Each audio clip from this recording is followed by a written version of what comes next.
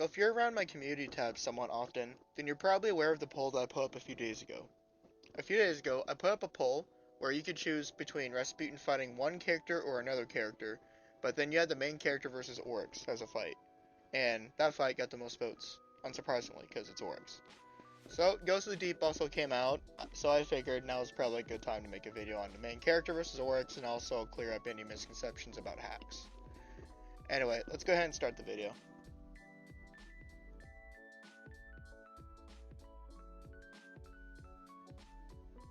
Starting with the Guardian scales among the highest levels of the Alliance as well as Disciple Destroying. For reference, the Guardian is able to take on and beat Savathun over time in a one-on-one fight, even though they were outscaled by Savathun. The Guardian was able to take on as well as defeat Riven of 1,000 Voices back in Forsaken. The Guardian's also taken on and killed beings who had Throne Worlds who weren't the Hive Gods. So we know the Guardian is able to take on beings with Throne Worlds, and that beings who are not Hive can have Throne Worlds. Another argument we can refer to is the Guardian versus Atheon in the Whisper mission when we got Destiny 1 Black Hammer. We can use that as a bard because the fire team took on and barely beat Atheon in their Vault of Glass. Another argument we can make is the Guardian eventually outscaling Panoptes via outscaling other raid bosses that we fought and beat over time.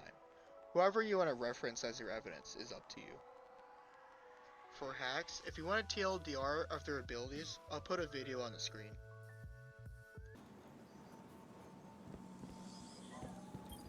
Solar requires us to both exploit and rely on the power of our sun. But to master it is to understand the star's duality. The nuclear force that scorches anything foolish enough to draw near is the same force we harness to heal.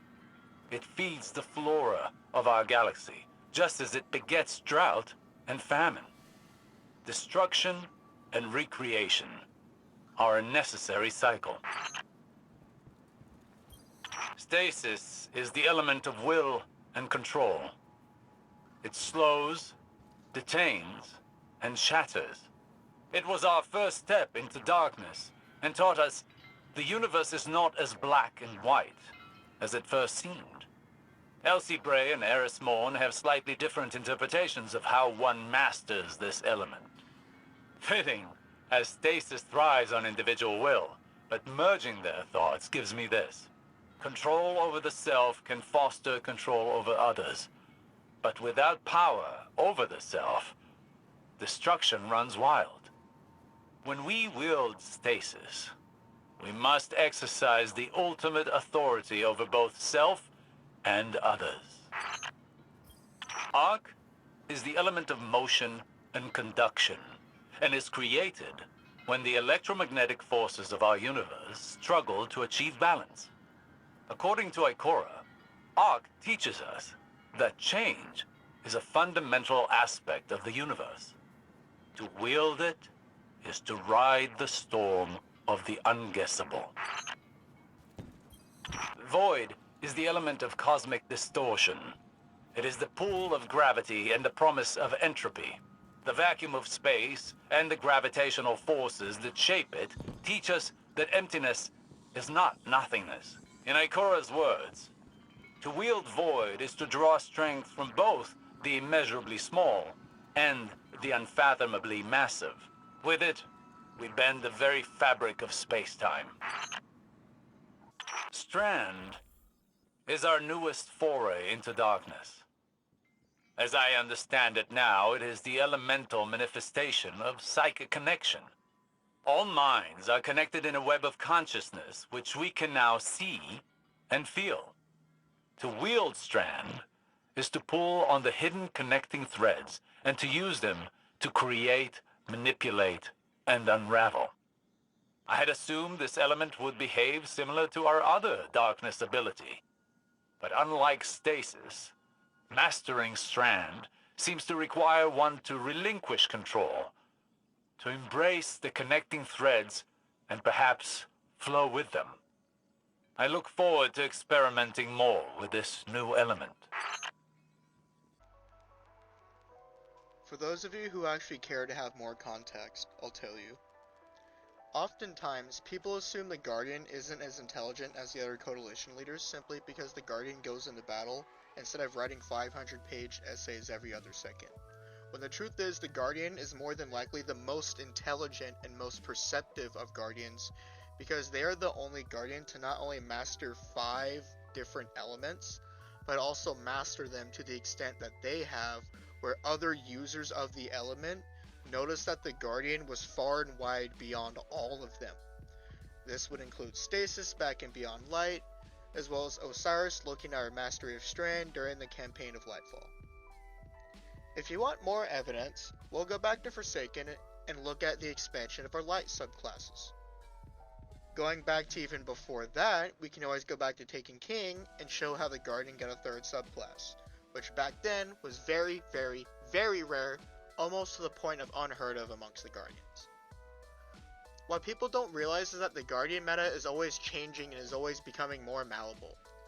Once the main character gets Stasis, other Guardians start to learn Stasis. Once the Guardian got Strand, Guardians start to learn Strand. And then they also start to use it along with Stasis, along with Light subclasses. The Guardian meta works in a trickle-down effect where the main character is the spearhead of the effort and that other Guardians eventually catch up to where they once were over time. Because once the other Guardians were to catch up to the main character of the present, the main character would be far and wide beyond all other Guardians. The Guardian doesn't just have some magic and smarts either. They have an incredibly ludicrous arsenal of both exotic weapons and exotic pieces of armor, the ability to see through illusions, as well as many artifacts that they've collected over time. Putting all these things together, along with putting all the Guardians' feats together, we can very clearly put Guardians on the very high end of the Disciple meta, being able to take attacks from Nazarick and people below him with ease.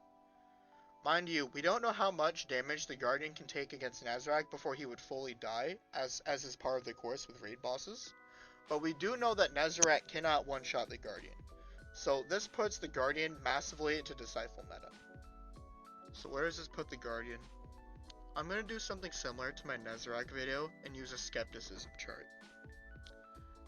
At the most skeptical of levels, we have the Guardian scaling to complex multiversal all the way to high hyperversal, as well as the highest levels of immeasurable speed. We can use the Guardian scaling to this meta by scaling the Guardian to select members of the Vex, as well as select members of the Hive, as well as select members of Cabal. For a mid-end that we can use, or outerversal, we can scale the Guardian to select members of the Hive, like Crota, the Daughters. We could scale the Guardian to Savathun, so on and so forth. And for Disciple destroying, that'll put us at least skeptical, we can scale the Guardian to Rulk, we can scale the Guardian to Callus, we can downscale the Guardian from Nazarick, and we can downscale the Guardian from the Explicator.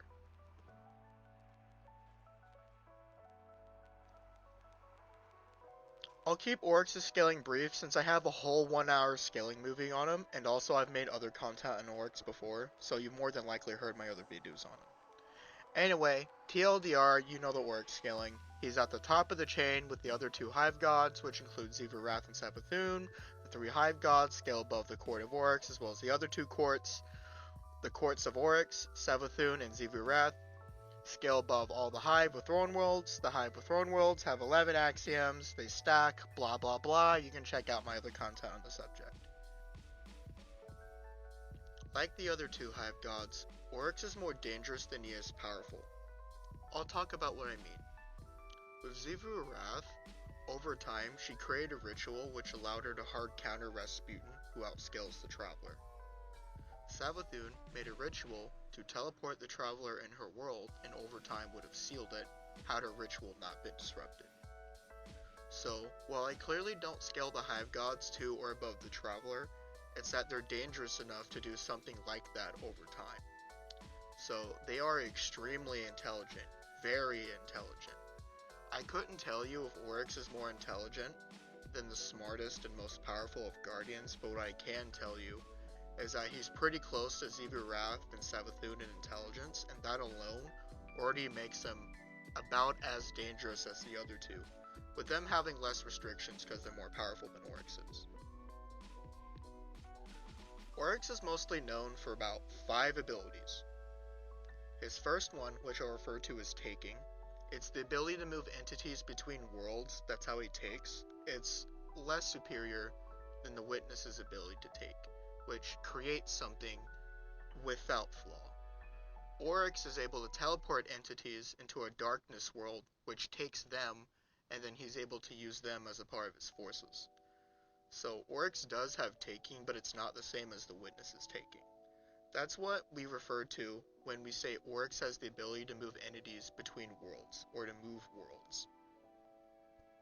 Another ability he's known for is his extremely aggressive ability to adapt and grow. In death, Oryx's body is still evolving, and we don't know the consequences of that because Ghost of the Deep just came out. Also, it's been stated in the Ghost of the Deep armor lore that Oryx's ability to essentially grow while dead is specific to him. The other two Hive Gods have not been stated to have an energy signature like Oryx's, so he's distinctly different from the other two Hive Gods in this regard. The third thing Oryx is known for is having the ability to revive infinitely over and over inside of his throne world. If you were to kill Oryx and then he regenerates and takes form inside of his throne, you cannot kill him the same way again.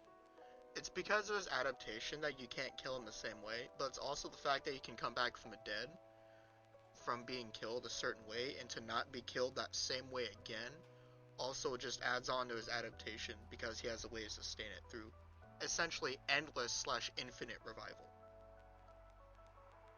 The fourth thing Oryx is known for is having multiple concepts: curiosity and understanding, death, and truth. The other Hive Gods have variations of Oryx's concepts, but Oryx's version of his concepts scaled the highest amongst the siblings in their usage of his abilities, just as their abilities would scale to the highest version of which Oryx could use theirs. This allows Oryx to manipulate what's true, what's false. He has dominion over death, so essentially trying to use death manipulation or a form of death hacks against him doesn't work and actually will just add on to him. Curiosity and understanding means if you learn about and try to understand Oryx, that in turn would empower him instead of allowing you to get an advantage over him. This also adds on to his adaptation as well as other forms of adaptation, but it goes to show that he has multiple ways of using his powers, which again is why he's dangerous. The fifth thing Oryx is known for is an extremely wide and diverse pool of hacks and gear. You know how I talked about how I had to get rid of 3 separate video ideas because of the Oryx video? Well, here's why I'm putting them. Let's have a conversation about the Awoken first. The Awoken came from a place called the Distributary. The Awoken first came into being when a paracausal black hole, which is a black hole of both light and dark but defies physics, blew up and they came with it. The people at the time were escaping from what was the collapse. Light and dark, the Traveler and the Witness, their fight. They were escaping, they met the black hole, kablooey. Then they went to a place called the Distributary. Then Marsov and a group of Awoken left the Distributary, with other Awoken deciding to join the fight with Earth. Hence how we got people like Zavala and other Awoken Guardians. What happened though was the Awoken established their home in a place called the Reef. The Reef housed this place called the Dreaming City. The Dreaming City was a city of literal stories. I'm serious. The Dreaming City was a city created when Marsov, her Techians, and Riven of 1,000 Voices all came together and created that city. It was taking narratives that they created on sheets of paper and they projected it into the world. So when you're walking through the Dreaming City, you're literally walking through a narrative city. It talks about this in Last Wish, and it talks about this in other places that I can link below if you want me to. But what ended up happening was Oryx took Riven of 1,000 Voices and gained her abilities. Now it's unknown if he got her ability to truly transcend death, because we clearly saw a dead body in Ghost of the Deep. ignoring whether or not he can truly transcend death, because that either comes down to him existing in a state where his body can't follow him, or he doesn't have her ability specifically to transcend death, although he did inherit her ability to cast wishes, which he should have because Riven's an Ahamkara who can do that. Oryx has other stuff too. He has a sword called Willbreaker, and Willbreaker transcends a concept called liminality, which means he doesn't have to make a causal motion towards his sword to cut you, meaning he can attack you while Willbreaker is striking you because he wills it to attack you without having to pull it out in order to attack you. Oryx also has access to his other two siblings' concepts. With Xivu Wrath, he has her concept, which is war, and Savathun, he also has her concepts, which is cunning and lies. While he does benefit from their concepts, he has an even greater benefit when he enacts his concepts. Oryx also has something called Annihilator Totems. He has death songs just as he has wishes. He has the ability to command you to die, and he has Hive Physiology, which while I talked about his Hive Evolution, I'm also going to refer to it being biological, because his Hive Evolution was very clearly working on an extent greater than the other two, but also working independently of his mind. It was specifically his body, so it was biological evolution. So that means Oryx can biologically adapt to you in the middle of battle if it suits him.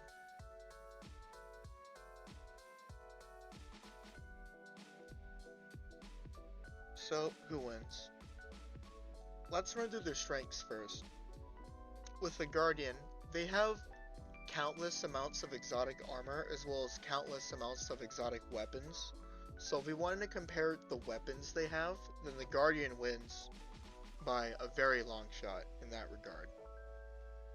If we wanted to compare their arsenal, as in their hacks, we can probably give the edge to Oryx because his adaptation is biological and he has additional forms of adaptation which come from the darkness that work on top of that. And it's more or less passive along with his ability to induce audio hallucinations. Although the Guardian does not suffer from audio or visual illusions because we were near Oryx's corpse the entire time when we were fighting the Hive Wizard. So it's a no biggie. What is important though is that while the Guardian's adaptation came from them being a Guardian and then developing it over time, they still have enough of an arsenal to react to Oryx. I'll explain. Oryx has Willbreaker and then he's using spells and other abilities to mess with the Guardian. So say he sent him inside the Darkness Dimension. The Guardian can pull out Aeger's Scepter and just simply go back to where they were fighting, because Aeger's Scepter allows the Guardian to go through the Ascendant Plane and back to where he was at, because the weapon simply goes by the Guardian's will of where they want to go with it. It was stated in the mission when we got it, all the way back in Season of Lost. And then the Guardian has another weapon called Wishender. Wishender is made for killing Ahamkara, so we know Wishender works on Oryx because he's technically an Ahamkara. The same can be said of a weapon called Leviathan's Breath. Leviathan's Breath collectively out-experiences the entire Vanguard. And I don't know who else on top of that, but it's killed a lot of stuff, including Ahamkara as well. So, the Guardian does have a weapon that can put down narrative entities, such as Ahamkara. If we wanted to take away the skepticism, though, and really talk about their scaling, we'll talk about it like this, then. Oryx might have a wider amount of abilities in terms of the magic he can use, but the Guardian has more potent ways to kill him. If we wanted to talk about their scaling, then the Guardian wins by a long shot. The fire team downscales from Nezarec, so the Guardian is able to take a certain amount of damage from Nezarec, which allows the Guardian to literally downscale from Nezarec, as I just said. So that would put him at a much higher level of Disciple destroying compared to Oryx, who's a lot lower in the Disciple destroying tier. So I'll leave you with this. They're both immortal. They're both type 5A causal. They are both really hard to kill physically. They both have good and arguably busted forms of adaptation. However, Oryx might have the edge in adaptation. And while he's more dangerous, he needs time to enact on his danger level. Such as when his other two siblings enacted on their danger levels, but they needed time to do it, which was the context at the time of when those things happened. So, Oryx might be smarter than the Guardian, although I'm willing to put them on a similar IQ level. Because the Guardian is able to wield light and dark perfectly in harmony, and has no problem doing so with the greatest of ease, compared to virtually any other Guardian known in the game. So, in terms of potency, they're definitely on par with each other, so they both have narrative potency, they both can erase concepts, they both can grab and destroy souls, they can atomically erase you from existence, even your particles, and they can grab and destroy your mind as well. So, I'm going to give it to the Guardian, no diff, but what about if stats were equal? Honestly, I'd still give it to the Guardian, but I would probably say mid to high diff, and I'll explain. When we start getting into the higher diffs, they're going to start using more than just their weapons against each other. This means the Guardian has to start using things like Strand to possibly untangle Oryx and find a way to untangle his immortality. And maybe use Stasis to buy himself some time to make a plan to enact on Oryx, because he could also just make an Ice Castle and other Stasis constructs, which would also make it harder to hurt him. So the Guardian does have ways of keeping themselves going. And then another thing, just because we don't have it in Destiny 2 doesn't mean the Guardian doesn't have Fireborn. It was directly referenced in Season of the Haunted that there was a Sunsinger aboard the Leviathan, and Sunsingers are the warlocks with Fireborn. So the Guardian could just revive from the dead anytime they wanted if they died on the spot. So even if you want to say, oh, but Ghosts though, they still have Fireborn. And then another thing, they also have Well of Radiance.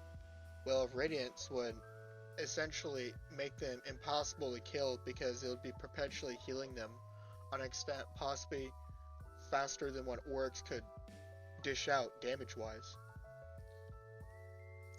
You would have to convince me very hardly on this point. I'm sorry. You would have to be very firm, and you would have to be able to show me in what way Oryx could outpace the Well of Radiance healing. Because to me, I don't think he can. So, and then let's talk about the last debate between the two that'll probably come up. Giant State. What if he absorbs energy of Willbreaker into himself? The Guardian has something called a Boundless State as well. So they would essentially have a power increase, possibly on par with Giant State. But the point is, because the Guardian has a power increase like that, and then they can go Super State on top of that, the difference between them and Oryx is close enough to where the Guardian could still kill Oryx over time with their hacks abilities, and then make up for their lack of abilities with their arsenal.